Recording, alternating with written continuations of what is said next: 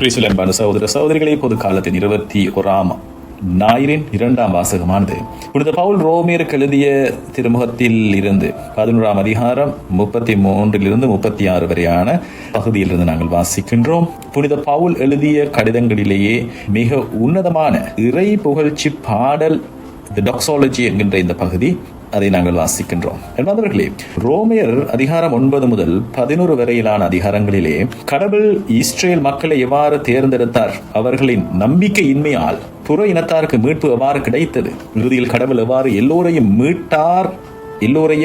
மீட்பார் என்ற பிரமாண்டமான மீட்பு திட்டத்தை பவுல் விவரிக்கின்றார்.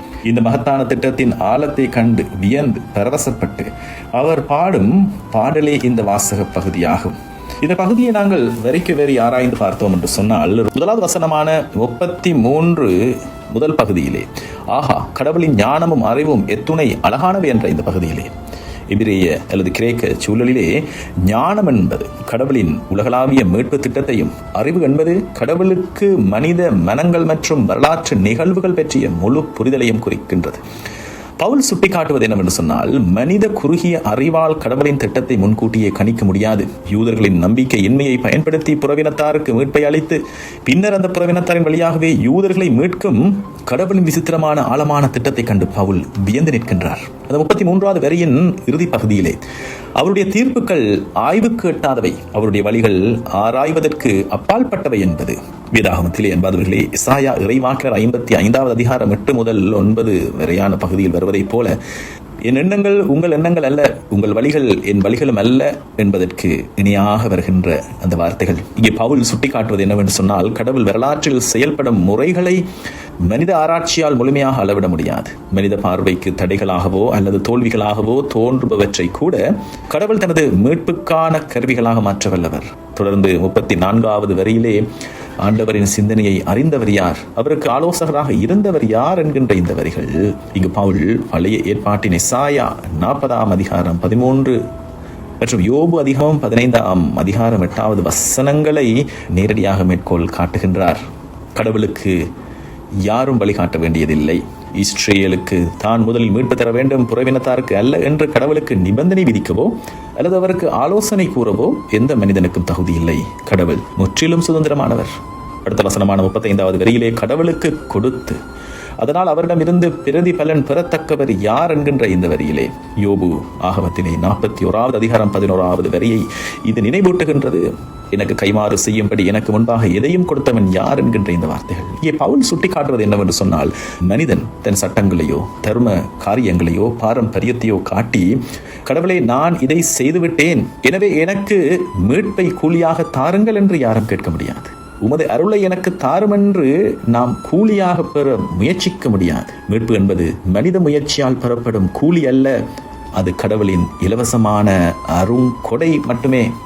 தொடர்ந்து 36வது வசனத்தின் முதல் பகுதியிலே, ஏனெனில் அனைத்தும் அவரிடமிருந்தே தோன்றுகின்றன, அவர் வழியாகவே இயங்குகின்றன, அவருக்காகவே இருக்கின்றன என்ற இந்த வார்த்தைகளிலே இறையியல் செறிவும் தத்துவார்த்த ஆழமும் மிகுந்த பகுதியாக, அவரிடமிருந்தே அனைத்து படைப்புகளுக்கும் மீட்புக்கும் அவரே தொடக்க காரணம், அவரிடமிருந்தே என்னும் பொழுது ஃப்ரம் ஹிம் அவரே சோர்ஸ், தொடர்ந்து அவர் வழியாகவே த்ரூ ஹிம் அவரே சஸ்டெய்னர். இந்த பிரபஞ்சமும் வரலாற்று நிகழ்வுகளும் அவருடைய வல்லமையினாலும் பராமரிப்பினாலும் மட்டுமே தொடர்ந்து இயங்குகின்றன.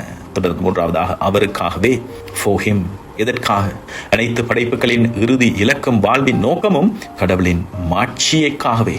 அவை பவுல் சுட்டிக்காட்டுவது என்னவென்று சொன்னால், யூதர்கள் புறவினத்தார் என்ற வேறுபாடின்றி முழு பிரபஞ்சமும் கடவுளின் ஆளுகைக்குட்பட்டது. மனித வரலாற்றின் மையம் மனிதன் அல்ல, கடவுளே. இந்த 36வது வரியின் இறுதி பகுதியிலே, அவருக்கென்றே என்றென்றும் மாட்சி உரித்தாக ஆமேன் என்கின்ற இந்த வார்த்தைகள் இங்கு பவுல் ஆழமான மறை உண்மை விவாதங்கள் விளக்கங்கள் அனைத்தும் இறுதியில் மனித அகந்தையை அழித்து கடவுளை தொழுது கொள்ளும் ஆராதனையிலேயே முற்றுப்பெற வேண்டும் என்று அவர் உறுதியாக கூறி நிற்கின்றார் என்பவர்களே. யூத கிறிஸ்தவ முரண்பாட்டிற்கு ஒரு தீர்வாக இந்த பகுதியை நம்மால் புரிந்து கொள்ளலாம். ரோமிய திருச்சபையிலே யூத கிறிஸ்தவர்களுக்கும் புறவினத்து கிறிஸ்தவர்களுக்கும் இடையே யார் பெரியவர் என்ற ஒரு போட்டி இருந்து வந்தது. பவுல் இந்த வரிகள் மூலம், நீங்கள் இருவருமே உங்கள் சொந்த தகுதியால் மீட்படையவில்லை, நீங்கள் யூதர்களாக இருந்தாலும் புறையினத்தவராக இருந்தாலும் நீங்கள் மீட்படைய காரணமாக இருந்தவர் கடவுளுடைய இரக்கம் மட்டுமே. ஆகவே நீங்கள் இருவருமே உங்கள் சொந்த தகுதியால் மீட்படையவில்லை, கடவுளின் அளப்பெற்ற இரக்கத்தினாலேயே மீட்படைந்தீர்கள் என்று கூறி அவர்களின் பெருமையை அவர் உடைக்கின்றார். அது மட்டுமல்ல, கடவுளின் மாறாத உண்மை தன்மையை பற்றி பவுல் ஆழமாக அணித்தரமாக பேசி நிற்கின்றார். இஸ்ரேல் மக்கள் இயேசுவை புறக்கணித்தாலும் கடவுள் தன் வாக்குறுதியை கைவிடவில்லை. புறையினத்தாரின் வழியே மீண்டும் யூதர்களை மீட்கும் புதிய பாதையை அவர் அமைக்கின்றார். கடவுளின் திட்டத்தை மனித பலவீனங்களால் அழிக்க முடியாது என்பதை இது காட்டி நிற்கின்றது. அவர்களே, ஒரு இறையியல் விளக்கத்தினுடைய உச்சமாக, அதாவது ரோமையர் 1 அதிகாரத்திலிருந்து 11 வரையிலான இந்த அதிகாரங்களிலே ஒரு கடினமான கோட்பாட்டு விளக்கங்களின் ஒரு முடிவாக, டாக்டரினாக அவர் பேசி வந்த அந்த பகுதிகளின் முடிவாக பவுல் வாசகர்களை அறிவு சிந்தனையில் இருந்து ஆன்மீக பரவசத்திற்கும் ஒரு செபத்திற்கும் அவர் அழைத்து செல்லுகின்ற ஒரு பகுதியாக இந்த பகுதி அமைந்திருக்கிறது. வசனம் 33 ஆகா, கடவுளின் ஞானமும் அறிவும் எத்துணை அழகானவை, அவருடைய தீர்ப்புகள் ஆய்வுக்கு எட்டாதவை, அவருடைய வழிகள் ஆராய்வதற்கு அப்பால்பட்டவை என்று சொல்லுகின்ற இந்த வேளையிலே பவுல் மனித அறிவின் எல்லையை உணர்ந்து கடவுளின் ஆழமான ஞானத்தை கண்டு வியக்கின்றார். ஆய்வுக்கு எட்டாத தீர்ப்புகள் என்று யூதர்கள் மற்றும் புறையினத்தாரின் மீட்பு குறித்து கடவுள் வகுத்துள்ள திட்டங்களை மனித குறுகிய மனதால் முழுமையாக புரிந்து கொள்ள முடியாது என்பவர்களே. இந்த இரண்டாம் வாசகமானது விதமாக முதல் வாசகம் மற்றும் நற்செய்தியோடு இணைந்து இருக்கிறது என்று சொல்லி நாங்கள் தேடி பார்த்தோம் என்று சொன்னால், முதல் வாசகத்திலே எசாயா 22வது அதிகாரத்திலே மானிட அதிகாரங்களும் அரசுகளும் கடவுளின் திட்டத்தால் மாற்றப்படுகின்றன என்று சொல்லி முதல் வாசகத்திலே நாங்கள் காண்கிறோம். இது இரண்டாம் வாசகத்திலே ரோமையர் 11 அதிகாரத்திலே மனித வரலாற்றுக்கு பின்னால் இயங்கும் கடவுளின் அளப்பெற்ற ஞானம் போற்றப்படுகின்றது. நற்செய்தி வாசகத்திலே என்பவர்களே, மத்தேயு 16 அதிகாரத்திலே இயேசு யார் என்ற இறை ஞானத்தை பேதுரு மனித அறிவால் பெறவில்லை, மாறாக விண்ணக தந்தையே அவருக்கு வெளிப்படுத்தினார். தூய ஆவியானவரே உனக்கு வெளிப்படுத்தினார், சதையும் இரத்தமும் கொண்ட எந்த மனிதனும் இதை உனக்கு வெளிப்படுத்தவில்லை என்று இயேசுவே அந்த இடத்தில் கூறி நிற்கின்றார். எனக்கு எல்லாம் தெரியும் என்ற அகந்தையை விட்டுவிட்டு கடவுளின் வழிகள் நம் அறிவுக்கு அப்பால்பட்டவை என்பதை உணர்ந்து நம்மை ஒப்படைக்கும் ஒரு வாழ்வு, ஒரு ஆன்மீகம் நமக்கு வேண்டும். அது மட்டுமல்ல, நம் வாழ்க்கையில் துன்பங்களோ அல்லது குழப்பங்களோ வரும் பொழுது கடவுளின் ஆழமான திட்டம் நமக்கு உடனடியாக புரியாமல் போகும். ஆனால் அனைத்தும் அவர் வழியாகவே நன்மைக்கே இயங்குகின்றன என்ற இந்த ரோமையர் அதிகாரம் 11:36 வசனம் நமக்கு நம்பிக்கை அளிக்கின்றது. நாம் பெற்றிருக்கின்ற அனைத்தும் அவரிடமிருந்தே வந்ததால் நம் திறமைகளுக்காக பெருமைப்படாமல் நம்முடாக இறைவனாற்றிய சாதனைகளுக்கு அவர் மட்டுமே காரணம் என்று எல்லா புகழையும் கடவுளுக்கே செலுத்த நாங்கள் அழைக்கப்படுகின்றோம் என்பவர்களே. புனித பவுல் ரோமையருக்கு எழுதிய இந்த 11 அதிகாரம் 33 36 வரையான இந்த வரிகளிலே நாங்கள் காணுகின்ற இந்த புகழ்ச்சி பாடல், இந்த டாக்ஸாலஜி திருமுக அமைப்பிலும் அவரது இறையிலும் மிகச் சிறப்பு வாய்ந்தது. திடுமென இங்கு ஒரு புகழ்ச்சி பாடல் வர காரணம் என்ன என்று நாங்கள் முதலிலே கேட்டாக வேண்டும். பவுல் திடீரென்று பாடத் தொடங்கவில்லை. மாறாக ரோமையர் 1 அதிகாரத்திலிருந்து 11 அதிகாரங்கள் வரை அவர் ஆழமாக விளக்கிய மிகப்பெரிய மீட்பு திட்டத்தின் உச்சக்கட்ட வெளிப்பாடே இந்த பாடலாகும். ரோமையர் 9 அதிகாரம் முதல் 11 அதிகாரம் வரை யூதர்கள் இயேசுவை புறக்கணித்ததால் மீட்பு புறவினத்தாருக்கு சென்றது. இதன் வழியாகவே யூதர்களும் ஒருவரை பொறாமை கொண்டு மீண்டும் மீட்படைவார்கள் என்ற கடவுளின் பிரமாண்டமான இரக்க திட்டத்தை பவுல் விளக்குகிறார்.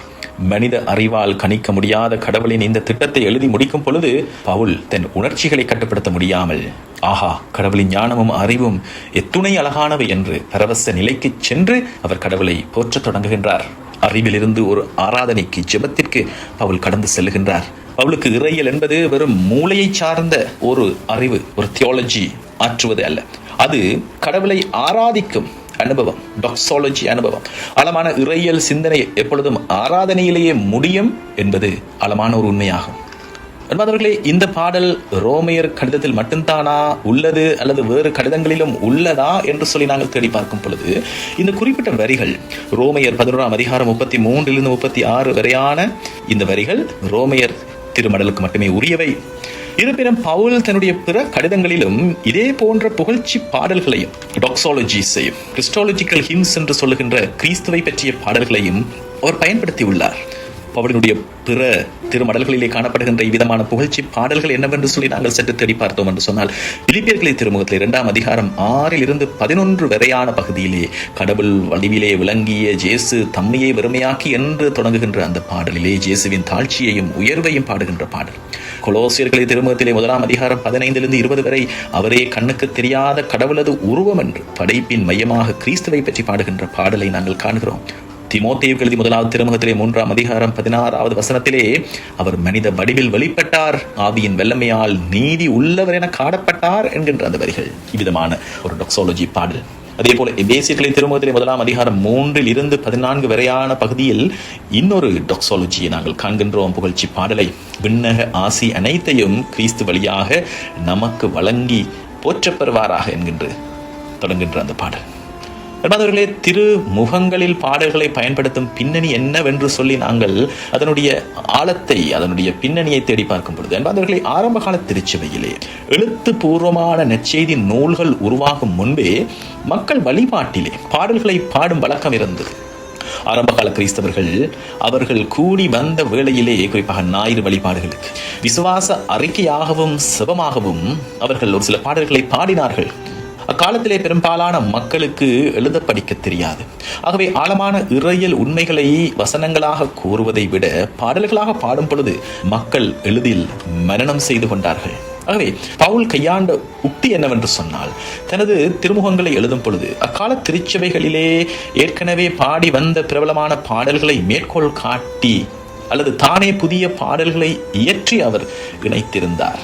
பவுல் ஏன் இந்த நுட்பத்தை பயன்படுத்தினார் என்று சொன்னால், பவுல் பாடல்களை பயன்படுத்தியதற்கு ஒரு சில முக்கியமான காரணங்கள் உண்டு. முதலாவதாக, சுருக்கமான இறையியலை அவர் ரத்தின சுருக்கமாக வழங்க விரும்பினார். நீண்ட பக்கங்களில் சொல்ல வேண்டிய ஆழமான உண்மைகளை 3-4 கவிதை வரிகளில் ரத்தின சுருக்கமாக கூறிவிட முடியும் அல்லவா? அது மட்டுமல்ல, மனதை தொடுகின்ற ஒரு உக்தியை வெறும் தர்க்க ரீதியான விளக்கங்கள் சில வேளைகளிலேயே தலையை காய வைத்துவிடும். மனித மூளையை மட்டுமே அது தொடும். ஆனால் பாடல்களும் கவிதைகளும் மனிதர்களின் இதயங்களையும் ஆன்மாக்களையும் தொடும். அது மட்டுமல்ல, கடிதத்தை வாசிக்கும் பொழுது ஒரு குறிப்பிட்ட சபையினருக்கு தெரிந்த பாடலை மேற்கோள் காட்டி எழுதும் பொழுது பவுலுக்கும் அச்சபையாருக்கும் இடையே ஒரு நெருக்கமான ஆன்மீக இணைப்பு உருவாகுகிறது. அது மட்டுமல்ல, திருமுகத்தை வாசித்து முடித்த பிறகும் அதில் உள்ள பாடல்கள் மக்களின் மனதில் நிலைத்து நின்று அவர்களின் செபமாக மாறிவிடுகின்றது. ஆகவே மனப்பாடம் செய்து அவர்கள் தங்கள் வாழ்விலே அதை வாழ்வாக மாற்றுவதற்கு இவை உதவியாகிறது.